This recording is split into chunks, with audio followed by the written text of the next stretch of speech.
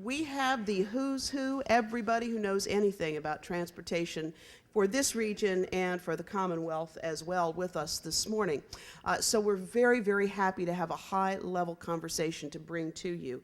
I am delighted to have Dwight Farmer with us today. He is the new Executive Director of the Hampton Roads Planning District Commission, as well as the Hampton Roads Transportation Planning Organization. It's my pleasure to present to you Dwight Farmer.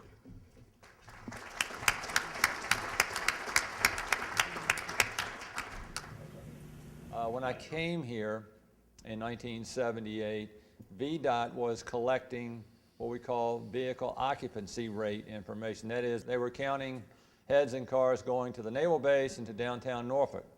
It was 1.25 persons per car. That meant 1 in 4 cars had 2 people. The other 3 were solo. 5 years later, it dropped to 1.19. 5 years later, it dropped to 1.15. Today, it's dropped further. It's about 1.09, meaning 1 in 10 have 2 people, 9 of 10 have 1 person. If you wanted to fix in Hampton Roads all of the severe congestion that we are forecasting over the next 20 plus years, that's a big if. But if you were, then that means we have to find another 1.1 billion a year, and that's not going to happen. That's way out of our grasp. For illustrative purposes only, it would be another $1 per gallon in Hampton Roads to fix all of the forecast severe congestion. Or if it were a general sales tax, it would be another 6%. There aren't many people, even in the business, who know really what $2 billion for transportation looks like or feels like. But when you put it in those terms, it's very, very significant. So that's how deep the hole is. Thank you.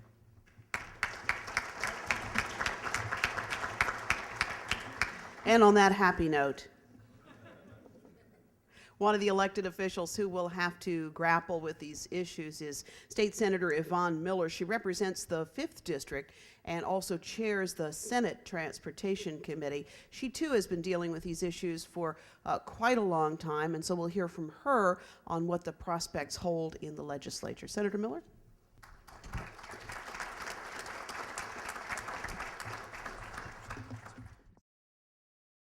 I need to say to you that transportation is not something we can either or about. We must have it if we are to have a viable business climate so people will want to come to this area, establish businesses, and so the businesses that are already here may thrive and grow. We need to spend some time now looking for solutions. Talk to your delegates and your senators about solutions to our transportation problems. Talk to your legislators about the fact that public-private partnerships require the investment of some public money.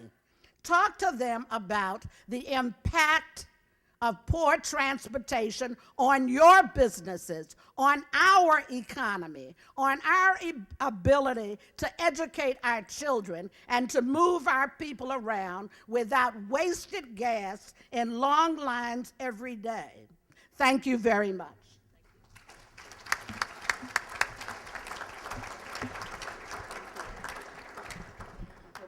We're going to have a very interesting conversation this morning. I am delighted to have Virginia Secretary of Transportation Pierce Homer with us today. He is chair of the Commonwealth Transportation Board, and he's also spent a good bit of time working with VDOT, so he understands the business from that perspective as well. Please help me welcome Secretary Homer.